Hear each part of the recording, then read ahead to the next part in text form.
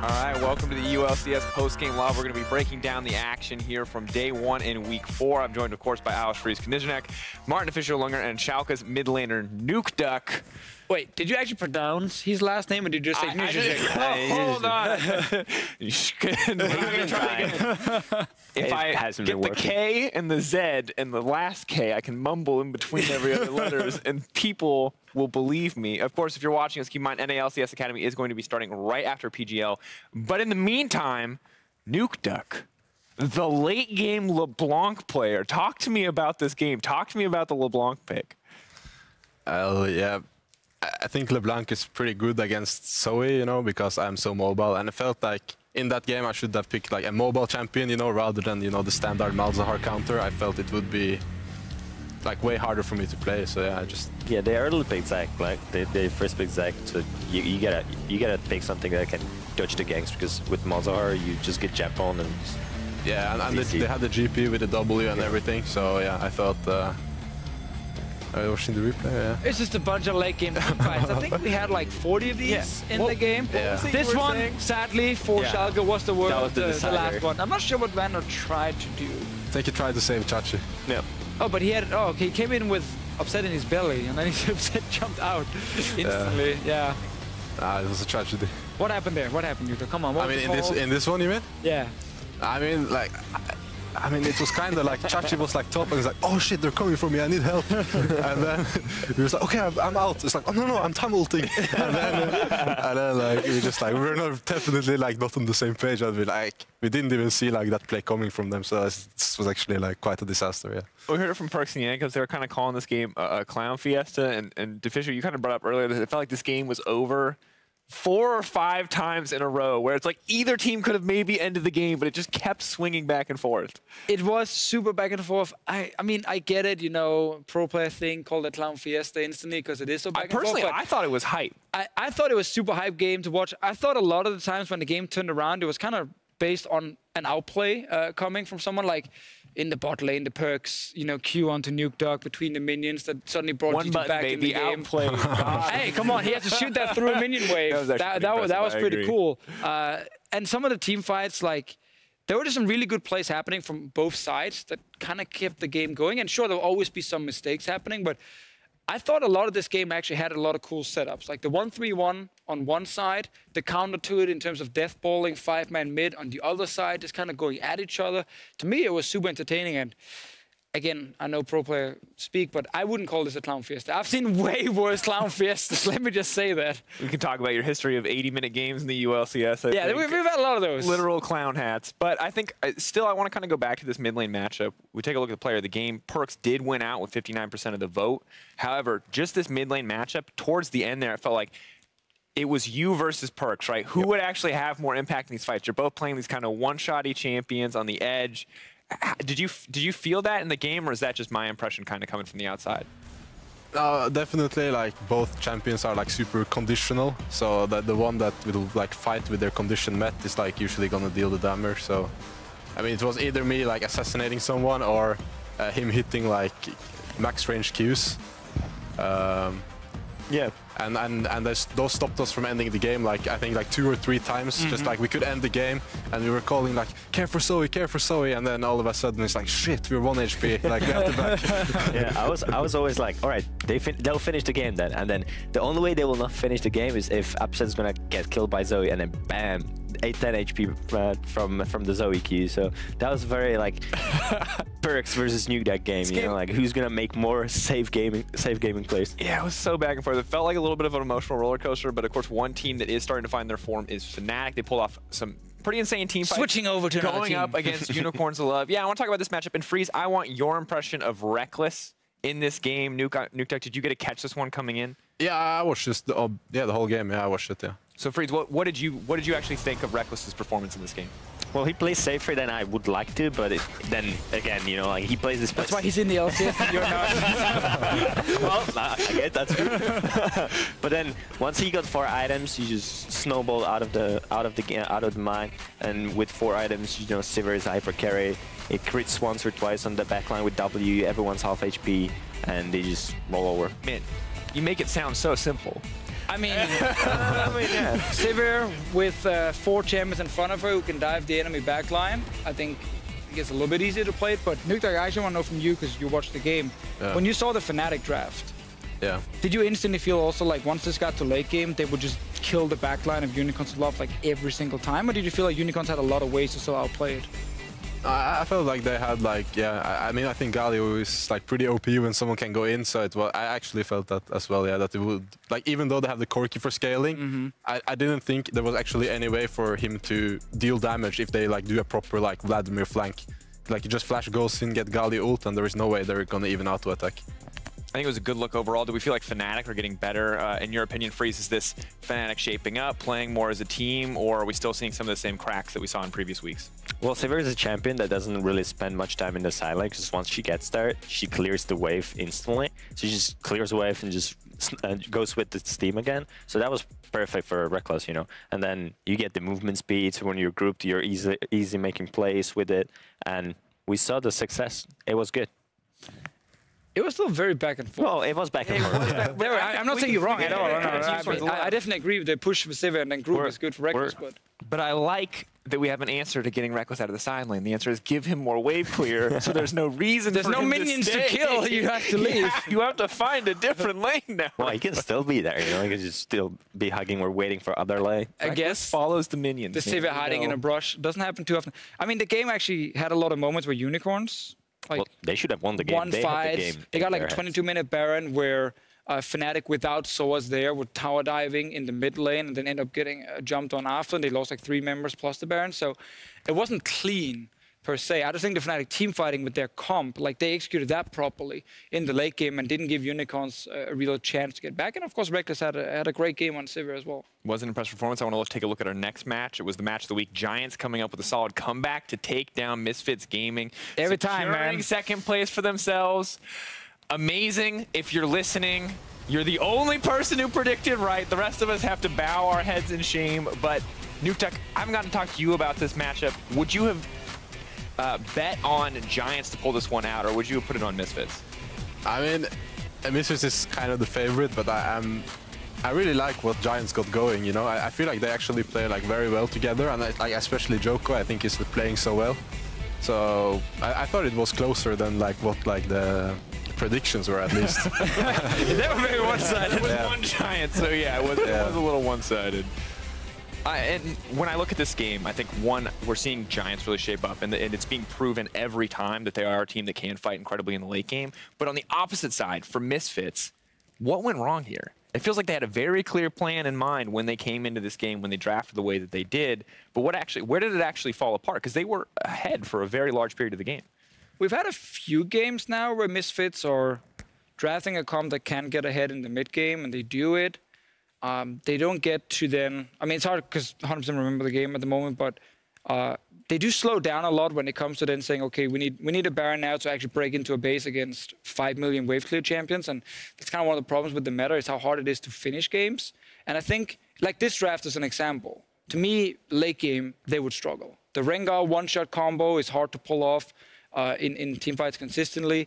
And the S-roll from Mansama, as Freeze highlighted, meant that he couldn't be the same carry we've seen in some of the other games. So once we got full to late game, Giants comp just kind of took over to me. And we've seen a few times, and we need to go back and rewatch why exactly Misfits end up slowing down in the mid game. Is it just against a million wave clear champions, it's just so hard to finish it, or is there something they can do different? Because there probably is. It's probably both things. A lot of wave clear, but also something Misfits needs to do better to finish games. Yeah, it feels a little bit like the kind of the cracks in the strategy they're trying to bring to the table. The last matchup that I want to look at is Vitality versus roccat. Two strong teams battling it out. Vitality are at the top. We thought this would be a roccat win for sure, but an absolutely insane finish to close it out.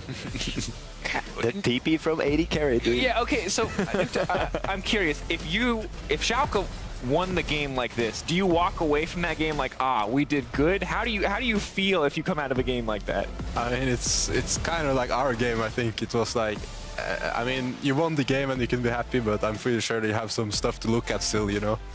And I think even in this game, roccat had like a couple of like 2-3 times they could have actually ended the game, but they just decided to like group with their split push comp or something like that. I want to hear your opinion about Vitality, though, because they are sitting #1 at the moment. They only lost 1 game, and they beat you guys. We ranked them #1 as well on our tier list. And do you think that they have the #1 spot right now, standings? Also based on just like scrims and everything, not just on stage. No, right. We actually never scrimmed them. Oh. But I mean, from what I've seen on stage and from us playing against them, like we got kind of rolled over. Like we had a decent early game, but from mid game and onwards, they had like full control against us. So I think it's really fair to like rate them #1. They win like every game, and I mean, yeah, they play really well, I think. And their player of the game was Mini Trupax, I think, mostly due to, you know, the last 30 seconds of the game. I think even if he had that's kind of how you get MVP, I guess. If you chain feed the entire game, but then backdoor the Nexus, you win. I think that's how the rules go for MVP. But I want to know if this is an improvement on the roccat side, because it was still technically a loss, but we talked about them being in control multiple times during the game, and against Vitality, who we are kind of agreeing is the top team. Is this good for roccat? Can roccat fans have some confidence in this, even if it is a loss in the end? Well, I wouldn't give it to roccat all the way through, because we saw on Vitality that they're confident winning with playing aggressively early game, playing early game comps, and now they're so comfortable with their standings that they're experiencing with their comps, right? They're playing late game, they're focusing on late game, they even said in interviews. So it would be 50-50 for me, for roccat and for Vitality experimenting. I think with roccat, I love the fact they were split pushing, like, to win the game. You know, flank in one side, profit in the other one, kept running away from fights, they kept abusing the Rise combo, which luckily is gone, so we don't have to witness that one again. But I think they played that part of the game pretty well, but they had to also rely on 2 Baron steals on the side of Memento to stop Vitality from ever actually pushing out of their base and taking some of roccat's base. So in that case, it got pretty hard to judge if roccat were in control, or it was more like they got a Baron steal, so now the split push is way stronger and Vitality can't really push forward, and that's how roccat kind of kept the game going in their favor. Because those are 2 big steals from Memento's side. It felt like that way. Newtek, I'm curious what your impression is about where you think roccat kind of stack up in the teams. Is this a playoff contender? Is this a top team? Are they more near the bottom of the pack? Where do you actually think they rank right now? Well, I think they could play a lot better than they did, because they have, you know, the split push comp, and this was like a classic scenario, you know, when there's the teamfight comp and the split push comp, and the teamfight comp goes to Baron. And if then the teamfight comp goes to Baron and the Nash gets stolen, it 2 times, you should win. It should be over, yeah, because like what are they even doing? But as of like how they play, I think roccat are like pretty good. It's hard to say. I think it's like same as like 6 other teams, you know. It's really hard to like tell them apart right now. I mean, you bring it up, and I think it's good. in the middle. We can go exactly right into the standings, because after today's results, Vitality are leading the EULCS with 6 wins. They're followed by Giants. But then we get into the ever-exciting middle of the pack, your 4-3 or your 3-4. And there's a lot of big names here too, right? Fanatic, G2 Esports, Misfits all contesting. Splice, Schalke, roccat not far behind. EULCS is so, I don't want to say messy right now. There's no clear outstanders. No, I mean, there's no clear top 6, and that's a good thing, because we've had other splits in Europe where very clearly there was like a top 6 or top 5 at least kind of locked in almost from the get-go. And then we had a bottom 4, which could just almost never beat the top teams. We had a split where they didn't beat, like where bottom 4 teams did not beat a top team until like week 8 of the split, and they got 1 win. Elements took like 1 win against one of the top 6 teams, I think against Unicorns. That was it. So it made games pretty boring in the sense that you could always be like, okay, this top 6 team is going to beat this bottom 4 team. We don't have that right now, because we have this massive group where it's impossible at the moment to predict who is actually going to end up in playoffs. And every win matters in a best-of-1 with only 18 games in a split. If you start going on a losing streak as Schalke, suddenly, you end up outside top 6. Getting back in might be really difficult towards the end of the split, so you can't really afford to lose too many games when all these teams are so close, fighting for that playoff spot. And Newtek, for you, do you kind of feel that pressure? Do you go into every matchup incredibly focused, feeling like these guys could take a game off you? Because in the past, I think you're right, we've seen top teams feeling pretty comfortable ignoring the bottom teams when it comes into prepping, but there's so few bottom teams and there's so many middle of the pack teams, it seems like it might be kind of difficult to prep for these best-of-1s. I mean, for example, this week we played G2 and H2K, so like our main like prep is obviously towards G2. But we can't like take H2K too lightly, even though they have like their jungle mid thing going on there. We can take them a little bit lightly at least, just a little bit. To the rule, otherwise. Yeah, but it's hard to tell, you know, from such a small sample size rather, who is actually, you know, the best teams, right? Because like as you see, for example, some of the Vitality games is like they backdoor and win, you know, like, and of course, like they're 6-1 and they're the best team, you know, but like if things happen a little bit differently, like they could like lose 2 more games, you know, and same for Unicorns or HDK winning some games. So I think it's like hard to say like the definitive strength of even like any of the teams.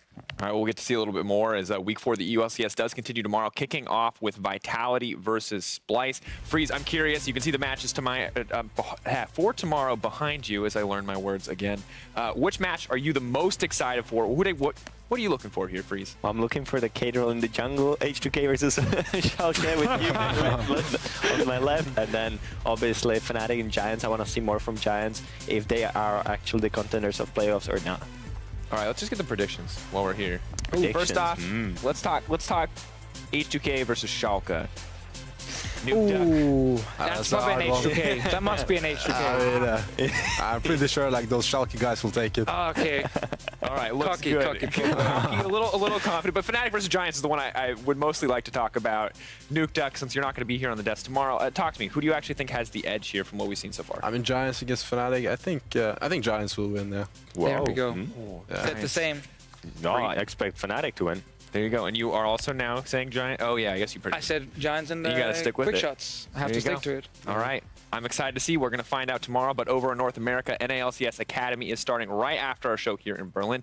TSM Academy versus Clutch Gaming Academy. That's a lot of academies, folks. And if it's their first matchup, so if you missed any of the EULCS games today, you can check them out in our rebroadcast following the action in Los Angeles. However, for now, it is time for us to call it a night. So thank you guys so much for joining me. Of course, excited to see who's going to be right in the prediction race tomorrow. But you guys can meet us back here tomorrow for more fights in the spring split. We'll see you then.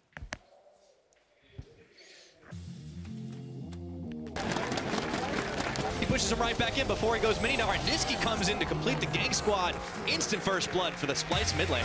Let's see if they survive this fight. Odoamne is already going to pick off one, and Sheriff is out of there. Let's see how many members are going to last. H2K are dropping like flies here, I should say, as promised cubes. Splyce completely dominating H2K on the day. Gonna miss on the ultimate from Memento, but things are going pretty low. Gillies is gonna hop the pin. He's got a Cosmic Radiance on, and everyone's getting chunked low. Combo Shark gets North Scared. Everybody's health bars are starting to trap. That's a double for Combo Shark. 40-minute Vitality squad. Memento looking to come in. Gonna get the spike. He can do it! Oh, Memento! You beautiful man! He stole it away. Already down to half the health. Norscarin going around the side. Memento looking to see if he can make it 2 for 2. He goes over the wall. The shuffle's not gonna happen again. He does it twice! Are you kidding me? Memento! Put the camera back into the roccat beast right now. We've got the longest game of the split, and Mini Truebax is looking to do it all alone. Oh, I can't believe it. Pops away, Ruin incredibly low, and Hansama is going to get target miss, but the rest of Giants have regrouped. They do lose 2. Will they lose another? It's going to be Betsy going down. A triple kill for the Azir, but now Joko is going to bring Hansama back in. That's a double kill for Betsy, and Hans is isolated from the team. Giants, another triple kill for Betsy. That's the game. Giants are proving they are the real deal up against the Misfits, and as the Nexus falls, they gotta love it. Then you can take a carry down. Bang! Flash! Nah! What up? Stag! White Knight! And Samus is going to open up as well. Reckless on the back line. White Knight jumps in. Reckless is down. Chaos is down. Fnatic are falling apart. And he needs Cole. He needs Samus. He needs to hit the Nexus. Oh, Nuke Duck dodged this! Jumps back onto Perks. The Hexa Gunblade and Perks is down! G2 have 1 kill. Wonder takes a chunk as well. Jankos there. Let's bounce. Brings up set back. And he's going to get taken out. It's a double kill for G2. The G2 are not going to let him have it. They take him out and they take the Nexus.